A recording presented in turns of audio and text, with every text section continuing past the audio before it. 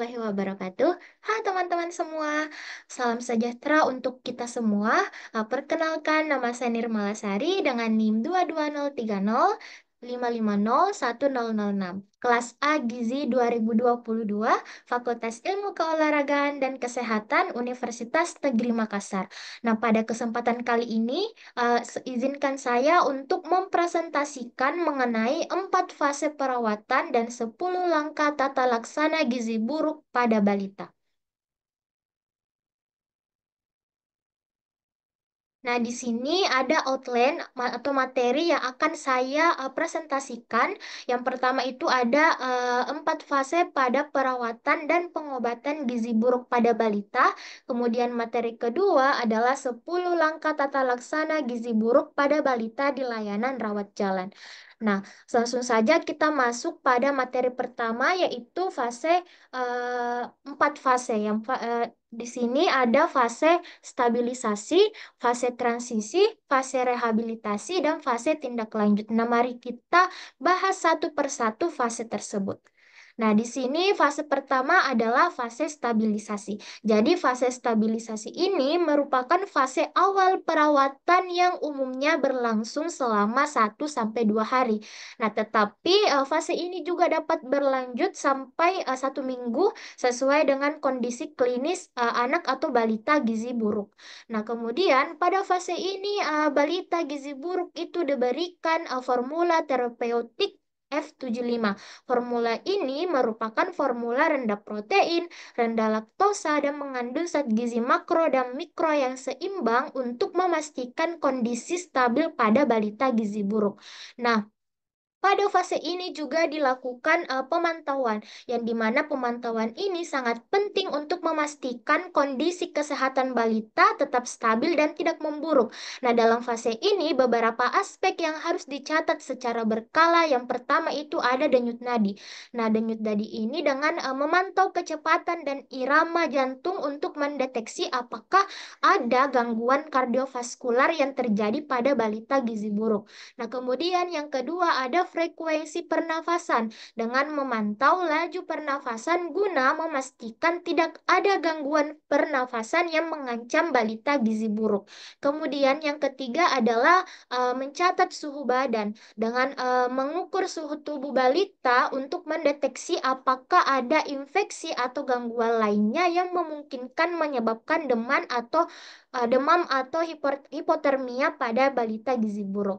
Nah, kemudian yang keempat itu adalah tanda-tanda bahaya. Pemantauan tanda-tanda bahaya seperti penurunan kesadaran, kesulitan bernafas, ada kejang atau kondisi serius lainnya yang memerlukan intervensi segera pada balita gizi buruk. Kemudian yang kelima ada derajat edema. Jadi, dengan memantau adanya apakah pembengkakan di tubuh akibat retensi cairan yang merupakan gejala umum pada kasus gizi buruk parah, yaitu kwashiorkor. Kemudian yang keenam ada asupan formula dengan mencatat jumlah formula atau makanan yang dikonsumsi balita, terutama untuk memastikan asupan zat gizi yang tepat pada fase stabilisasi. Kemudian yang selanjutnya ada frekuensi defikasi dan konsistensi feses. Jadi, mengamati frekuensi buang air besar dan konsistensi feses guna mendeteksi adanya masalah pencernaan seperti diare atau konstipasi yang dapat memperburuk kondisi balita gizi buruk. Nah, kemudian selanjutnya ada volume urin, di mana memantau jumlah urin untuk menilai fungsi ginjal dan keseimbangan cairan tubuh, penting untuk mengetahui apakah balita mengalami dehidrasi atau kelebihan cairan. Nah, kemudian yang terakhir adalah mencatat berat badan dengan mengukur berat badan secara teratur untuk menilai perkembangan gizi dan menentukan apakah ada penurunan atau kenaikan berat badan yang signifikan yang dialami oleh balita gizi buruk. Nah, fase yang kedua adalah fase transisi. Jadi, fase transisi ini merupakan fase peralihan dari fase stabilisasi ke fase rehabilitasi dengan tujuan memberi kesempatan tubuh untuk beradaptasi terhadap pemberian energi dan protein yang semakin meningkat. Nah, pada fase ini diperkenalkan mengenai konsumsi RUTF dan F100. Jadi, konsumsi RUTF ini merupakan makanan terapeutik siap pakai yang berbentuk pasta terbuat dari lemak nabati, kacang-kacangan, gula, susu, dan vitamin mineral. Kemudian konsumsi F100 atau formula 100 ini merupakan susu yang diformulasikan khusus untuk mengatasi kekurangan zat gizi pada balita. Nah, F100 ini mengandung protein, karbohidrat, dan lemak. Nah, kemudian kapan sih memulai fase transisi ini? Yang pertama itu apabila balita gizi buruk pada fase sebelumnya itu sudah komplikasinya sudah teratasi. Kemudian yang kedua, pada balita gizi buruk itu sudah tidak ada hipoglikemia. Kemudian nafsu makan balita gizi buruk itu sudah pulih atau kembali. Dan yang terakhir adalah edema yang terjadi pada balita gizi buruk itu sudah berkurang. Nah, di sini selanjutnya ada fase rehabilitasi. Jadi, fase rehabilitasi ini merupakan fase pemberian makanan untuk tumbuh kejar. Jadi, pada fase ini diberikan kebutuhan zat gizi di mana energi 150 sampai 220 kilokalori per kilogram berat badan per hari dan protein 4 sampai 6 gram per kilogram berat badan per hari dalam bentuk F100 atau formula 100 dan RUTF. Nah, kemudian pemberian makanan ini juga bertahap, ditambah makanan yang sesuai berat badan dan umumnya berlangsung selama 2 sampai 4 minggu. Nah, pada pemantauan pada fase rehabilitasi ini dilakukan dengan mencatat asupan formula balita gizi buruk dan mencatat kenaikan berat badan yang dialami balita gizi buruk. Nah, kemudian apa sih tujuan yang ingin dicapai pada fase ini? Jadi, tujuannya adalah yang pertama dapat menurunkan jumlah formula yang diberikan, kemudian dapat mempertahankan kenaikan berat badan, dan yang ketiga adalah dapat melanjutkan pemberian ASI. Nah, selanjutnya di sini ada fase tindak lanjut atau fase terakhir, di mana pada fase ini merupakan fase lanjutan pemberian makanan untuk tumbuh kejar, di mana pada fase ini diberikan makanan keluarga dan makanan tambahan pemulihan atau PMTP.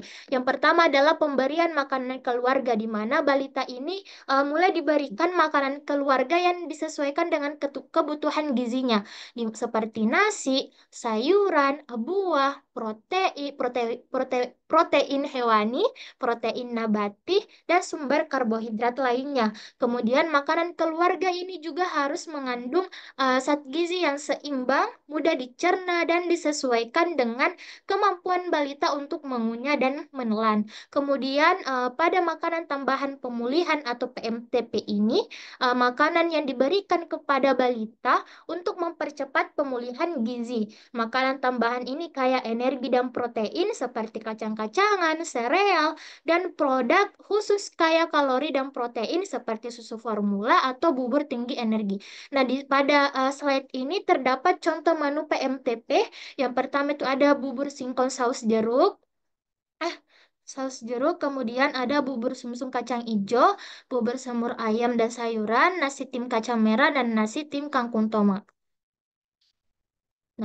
Nah, selanjutnya kita beralih ke materi kedua, yaitu 10 langkah tata laksana gizi buruk pada balita di layanan rawat jalan.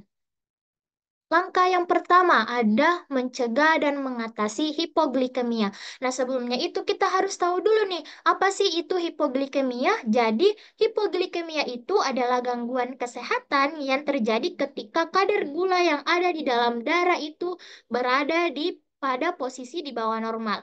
Nah, pada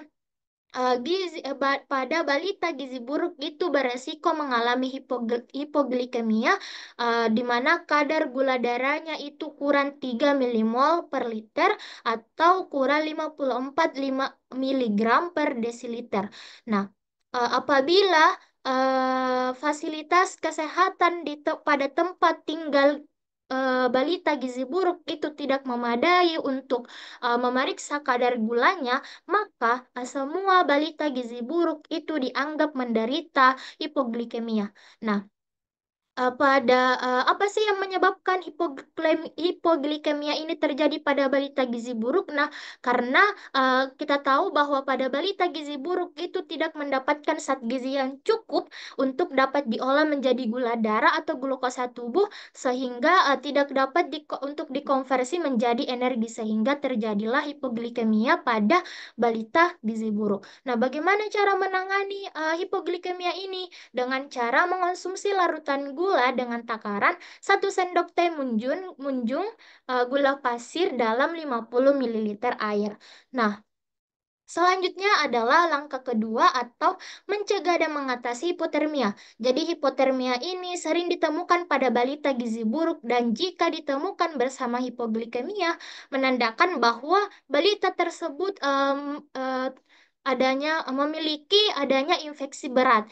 Nah, terus apa sih yang menyebabkan hipotermia ini terjadi pada balita gizi buruk? Jadi, eh, pada balita gizi buruk itu cadangan energinya sangat terbatas, sehingga tidak mampu memproduksi panas untuk mempertahankan suhu tubuhnya. Kemudian, cara mencegah hipotermia pada balita gizi buruk itu adalah dengan menghangatkan tubuh balita, dengan menutup seluruh tubuh, termasuk kepala dengan pakaian dan selimut. Kemudian langkah yang ketiga ada mencegah dan mengatasi dehidrasi. Jadi balita gizi buruk itu sering mengalami diare atau penurunan jumlah urin sehingga dianggap mengalami dehidrasi. Apabila terjadi dehidrasi ringan atau sedang pada balita, maka kita memberikan terapi rehidrasi oral atau apabila tidak dapat melalui oral, maka dapat melalui pipa nasogastrik. Nah, kemudian bagaimana sih cara mencegah dehidrasi pada balita gizi buruk ini dengan memberikan Resomal. Resomal ini merupakan cairan yang diberikan kepada anak-anak penderita gizi buruk yang mengalami dehidrasi berat dan atau diare. Jadi Resomal yang diberikan ini adalah yang terbuat dari oralit, gula pasir, larutan elektrolit atau mineral mix. Mari kita bahas satu persatu. Jadi yang pertama ada oralit. Jadi pemberian oralit pada balita gizi buruk itu harus diencerkan 2 kali eh, agar kadar natrium menjadi lebih rendah untuk menghindari terjadi retensi air, edema, dan gagal jantung. Kemudian pada gula pasir, nah gula ini diberikan untuk menambah energi dan mencegah hipoglikemia. Kemudian pada larutan elektrolit atau mineral mix dan air itu diberikan untuk mengatasi gangguan keseimbangan elektrolit dan mineral seperti kalium, magnesium, cuprum, dan zinc. Kemudian apabila anak diare, maka kita harus memberikan Resomal setiap kali diare, di mana pada anak usia di bawah 2 tahun diberikan cairan Resomal sekitar 50 sampai 100 ml setiap kali diare. Kemudian pada anak usia di atas 2 tahun, maka diberikan cairan Resomal 100 sampai 200 ml setiap kali buang air besar. Nah, selanjutnya di sini kita beralih ke langkah keempat atau yaitu memperbaiki gangguan keseimbangan elektrolit. Jadi, pada balita gizi buruk itu akan mengalami gangguan keseimbangan cairan, elektrolit, dan mineral. Nah, pemberian cairan tidak boleh mengandung kadar natrium yang tinggi karena apabila memberikannya itu maka dapat menyebabkan resiko kematian pada balita gizi buruk. Nah, hal terjadi karena tubuh anak gizi buruk itu relatif mengandung kadar natrium yang lebih tinggi dan kalium lebih rendah dibandingkan dengan anak normal, dan balita gizi buruk itu harus mendapatkan tambahan kalium. Nah, bagaimana adapun tata laksana untuk memperbaiki gangguan keseimbangan elektrolit pada balita gizi buruk? Yang pertama itu eh, memberikan kalium yang sudah terkandung di dalam larutan mineral mix yang ditambahkan ke dalam F75 dan F100. Kemudian menggunakan larutan resomal untuk rehidrasi. Nah, selanjutnya adalah langkah kelima, mengobati infeksi. Jadi, balita gizi buruk itu juga seringkali menderita berbagai jenis infeksi, namun sering tidak ditemukan tanda atau gejala infeksi bakteri yang dialami seperti demam. Nah, apabila balita gizi buruk itu mengalami hipoglikemia dan hipotermia seringkali merupakan tanda infeksi berat pada balita gizi buruk. Nah, adapun tata laksana eh, untuk mengobati infeksi yang pertama adalah memberikan antibiotik. Nah, apabila balita itu sebelumnya sudah dirawat inap di rumah sakit, maka pemberian antibiotik itu merupakan lanjutan dari pengobatan sebelumnya dirawat inap. Nah, kemudian yang kedua adalah memberikan imunisasi. Jadi, imunisasi yang diberikan itu adalah imunisasi campak. Jika balita berusia di atas 6 bulan dan belum pernah diimunisasi atau mendapatkan imunisasi campak sebelum usia 9 bulan. Nah, imunisasi ditunda apabila balita itu dalam keadaan shock. Nah, imunisasi termasuk imunisasi campak ini pada balita gizi buruk diberikan sebelum balita pulang dari tempat perawatan atau fase rehabilitasi. Nah, di sini ada pilihan antibiotik yang berspektrum luas. Yang pertama itu ada beri amoxilin 15 miligram per kilogram berat badan per oral setiap 8 jam selama 5 hari untuk bayi dengan berat badan ukuran 3 kilogram. Dosis amoxicillin ini 15 miligram per kilogram berat badan per oral setiap 12 jam selama 5 hari. Kemudian yang kedua, memberikan terapi untuk penyakit infeksi sesuai dengan standar terapi yang berlaku seperti TB dan HIV. Nah, selanjutnya di sini ada langkah keenam, yaitu memperbaiki kekurangan zat gizi mikro. Jadi, semua balita gizi buruk itu mengalami defisiensi vitamin dan mineral. Dan seringkali balita gizi buruk juga itu mengalami yang namanya anemia. Jadi, tetapi pemberian zat besi tidak diperbolehkan diberikan pada fase awal. Zat besi itu harus diberikan setelah anak mempunyai nafsu makan yang baik dan mulai bertambah berat badannya. Biasanya pada minggu kedua mulai fase rehabilitasi. Nah, mengapa? Karena zat besi ini dapat memperberat reinfeksi bila diberikan terlalu dini pada balita gizi buruk. Nah, kemudian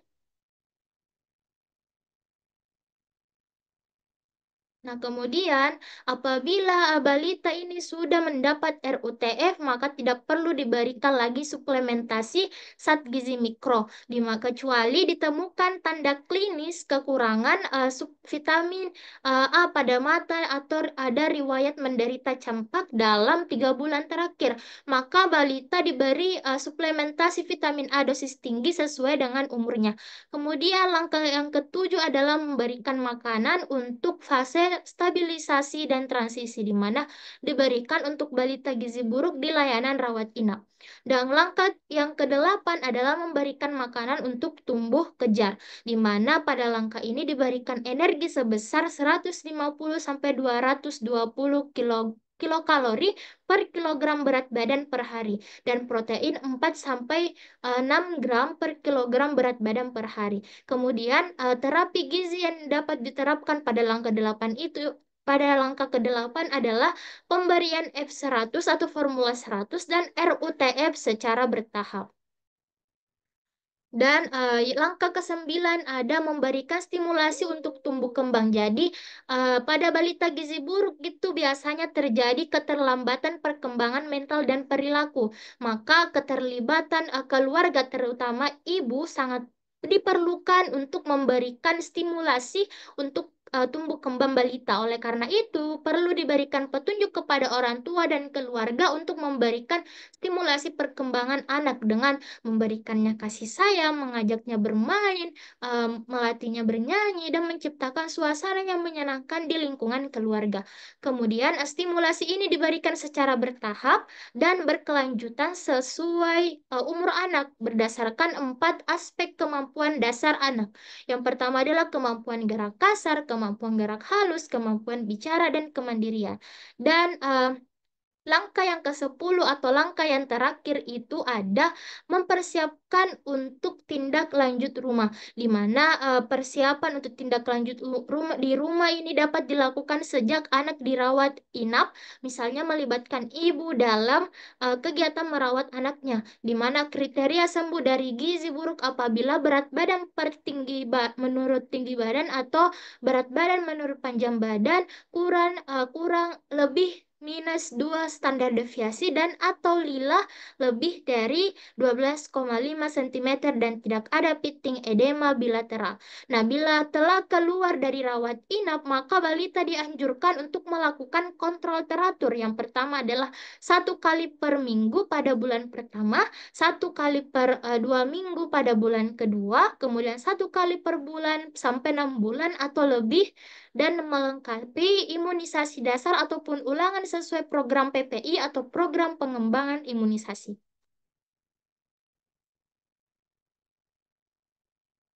Nah, itu saja penjelasan saya mengenai materi ini. Mohon maaf apabila banyak kekurangan dan salah kata. Eh, saya akhiri dengan ucapan nun wal qalam wa ma yasturun. Wassalamualaikum warahmatullahi wabarakatuh. Jumpa.